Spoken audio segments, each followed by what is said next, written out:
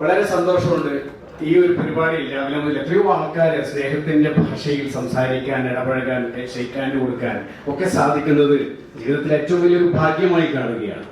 കുഞ്ഞിലി മാഷിന്റെ ഒരു കവിതയുടെ ശകലം ഇങ്ങനെയാണ്: എത്രമേൽ അകലാം ഇനി അടുക്കാൻ ഇടമില്ലെന്നതുവരെ, എത്രമേൽ അടുക്കാം ഇനി അകലാൻ ഇടമില്ലെന്നതുവരെ.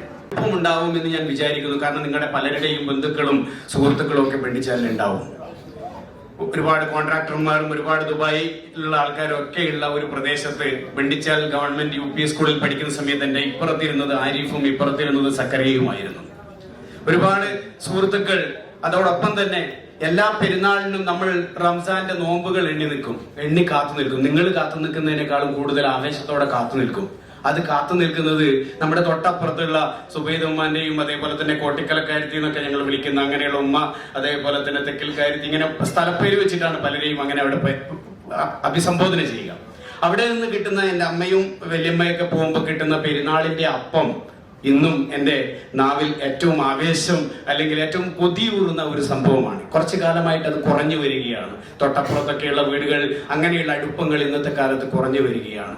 ആ ഒരു പെരുന്നാളിന്റെ അപ്പവും അതോടൊപ്പം ഞങ്ങൾ പോയില്ല എങ്കിൽ പോലും അമ്മയുടെയും വല്യമ്മയുടെയും കയ്യിൽ കൊടുത്തു വിടുന്ന പെരുന്നാന്റെ പൈസയും കൊടുത്തേക്കും. പെരുന്നാന്റെ അപ്പം മാത്രമല്ല, പിള്ളേർക്ക് കൊടുക്കണം എന്ന് പറഞ്ഞിട്ട് ഓരോ നോട്ട്, ചിലപ്പോഴൊക്കെ അത് പുതിയ നോട്ടായിരുന്നു. ആ നോട്ടുകളൊക്കെ ഞങ്ങൾ ചെലവഴിക്കാറില്ല. പലപ്പോഴും അത് അത്രയും അത്യാവശ്യം, അവസാനം എന്തെങ്കിലും അത്ര ഗൗരവമായ കാര്യങ്ങൾ ഉണ്ടെങ്കിൽ മാത്രമേ അത് ഉപയോഗിക്കായിരുന്നുള്ളൂ.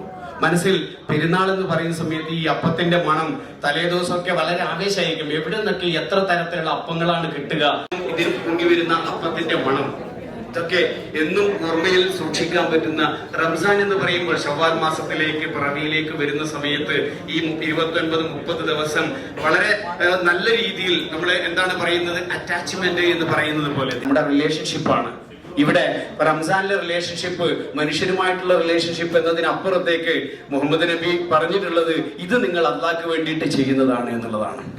ബാക്കിയെല്ലാം നിങ്ങൾ എന്തിനു വേണ്ടി, നിങ്ങൾക്ക് വേണ്ടി എന്ത് ചെയ്താലും ഇത് ചെയ്യുന്നത് എനിക്ക് വേണ്ടിയാണ്, നിങ്ങൾ അത് മനസ്സറിഞ്ഞ് ചെയ്യുക, എല്ലാം ചെയ്യുക എന്നുള്ള രീതിയിൽ പറഞ്ഞിട്ടുണ്ട്. ഈ ഒരു ദൈവവുമായിട്ടുള്ള ഒരു റിലേഷൻഷിപ്പ് ഇവിടെ എഴുതി വെച്ചിരിക്കുന്ന ടുഗദർനെസ്, ഗ്ലോറി, അതോടൊപ്പം തന്നെ ഗ്രാറ്റിറ്റ്യൂഡ്, ദൈവത്തിനോടുള്ള നന്ദിയാണ്. നമ്മൾ നേരത്തെ ഇന്നലെ സലാം വിളിച്ചപ്പോൾ റാഫി പള്ളിപ്പുറം അദ്ദേഹമാണ് എന്നെ കഴിഞ്ഞ ഇഫ്താർ മീറ്റ് കഴിഞ്ഞ് കൊണ്ടുവിടുന്ന സമയത്ത് അദ്ദേഹം പറഞ്ഞിരുന്നു ഇന്ന് രാവിലെ ചെറിയൊരു പരിപാടി ഉണ്ട്. അദ്ദേഹത്തെ കോൺടാക്ട് ചെയ്ത് ഇപ്പോൾ സലാം എനിക്ക് പോസ്റ്റർ അയച്ചു തന്ന സമയത്ത് അങ്ങോട്ടേക്ക് വിളിക്കാൻ റാഫിയുടെ നമ്പർ എന്റെ കയ്യിലില്ല, റാഫി ചാന്റെ. അപ്പൊ ഞാൻ സലാമിനോട് ഈ പോസ്റ്റർ അയച്ചു തന്നിട്ടുണ്ട്, ചിലപ്പോ എന്നെ അങ്ങോട്ടേക്ക് ക്ഷണിച്ചതാണോ എന്താന്ന് എനിക്ക് അറിയില്ല, ഞാൻ എന്താ ചെയ്യേണ്ടതെന്ന് ചോദിച്ചു. അപ്പൊ അദ്ദേഹം പറഞ്ഞു പിന്നെ നിങ്ങൾ വരാൻ പറ്റുമെങ്കിൽ വന്നോളൂ, അവിടെ സംസാരിക്കാനൊന്നും സമയമില്ല. അപ്പൊ ഞാൻ പറഞ്ഞു ഇഫ്താറിന് വന്നിട്ട് എനിക്കൊന്നും സംസാരിക്കാൻ പറ്റിയില്ല, എവിടെയെങ്കിലും ഒരു 5 മിനിറ്റ് കിട്ടുന്നില്ലെങ്കിൽ ഞാൻ വന്നിട്ട് വലിയ കാര്യമൊന്നുമില്ല. അതായത് എന്തായാലും നിങ്ങളുടെ മുമ്പിൽ കുറച്ച് കാര്യങ്ങൾ സംസാരിച്ചില്ലെങ്കിൽ പിന്നെ ഞാൻ എന്താ.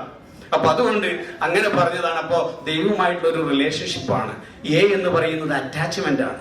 ഇതൊക്കെ മാറി ഇനി ഒരു പുതുമ ഇന്ന് മുതൽ ഒന്ന് മുതൽ എന്ന് പറയുന്നത് പോലെ തോമസ് ആൽവ എഡിസൺ പറഞ്ഞതുപോലെ today is the first day in rest of my life എന്ന് പറയുന്നത് പോലെ ഇതുവരെ കഴിഞ്ഞതൊക്കെ പോയി ചെയ്ത പാപങ്ങളൊക്കെ അവിടെ മാറ്റിവെച്ചു.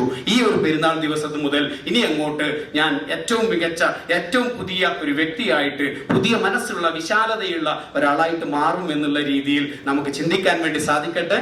എന്തായാലും KMCCയുടെ ഈ ഒരു പരിപാടിക്ക് ഇവിടെ എത്തിച്ചേരാൻ സാധിച്ചതിൽ ഏറ്റവും അധികം സന്തോഷമുണ്ട്. ഗൾഫിൽ വന്നതിന് ശേഷം ഇത്രയൊക്കെ സുഹൃത്തുക്കളെ എനിക്കിവിടെ കാണാൻ വേണ്ടി സാധിച്ചു. നിങ്ങളുമായി സംവദിക്കാൻ ഇനിയും എപ്പോഴെങ്കിലും അവസരം കിട്ടുകയാണെങ്കിൽ അപ്പോഴും ആവാമെന്ന് മാത്രം പറഞ്ഞുകൊണ്ട് എല്ലാവർക്കും ഒരിക്കൽ കൂടി പെരുന്നാൾ ആശംസകൾ അറിയിക്കുന്നു. PP രാമചന്ദ്രന്റെ കവിത ഇങ്ങനെയാണ്, ലളിതം എന്ന് പറയുന്ന കവിത. ഇവിടെയുണ്ട് ഞാൻ എന്നറിയിക്കുവാൻ മധുരമാം ഒരു കൂവൽ മാത്രം മതി, ഇവിടെ ഉണ്ടായിരുന്നു ഞാൻ എന്നതിന് ഒരു വെറും തൂവൽ താഴെയിട്ടാൽ മതി, ഇനിയും ഉണ്ടാകും എന്നതിന് സാക്ഷ്യമായി അടയിരുന്നതിന് ചൂട് മാത്രം മതി, ഇതിലുമേറെ ലളിതമായി എങ്ങനെ കിളികൾ ആവിഷ്കരിക്കുന്നു ജീവനെ. എല്ലാവർക്കും സ്നേഹത്തോടെ, സന്തോഷത്തോടെ, ഹൃദയം തുറന്ന അഭിനന്ദനങ്ങളും ഈ KMCC കടക്ക എല്ലാവർക്കും അഭിനന്ദനങ്ങൾ അറിയിക്കുന്നു. ഇന്ന് തിരക്ക് പിടിച്ച ഒരു ദിവസത്തിൽ ഈ സമയം ഇത്ര ചെലവഴിച്ചതിന് നന്ദി. എന്നെ ക്ഷണിച്ചതിന് പ്രത്യേകം നന്ദി അറിയിച്ചുകൊണ്ട് നിർത്തുന്നു. നന്ദി, നമസ്കാരം.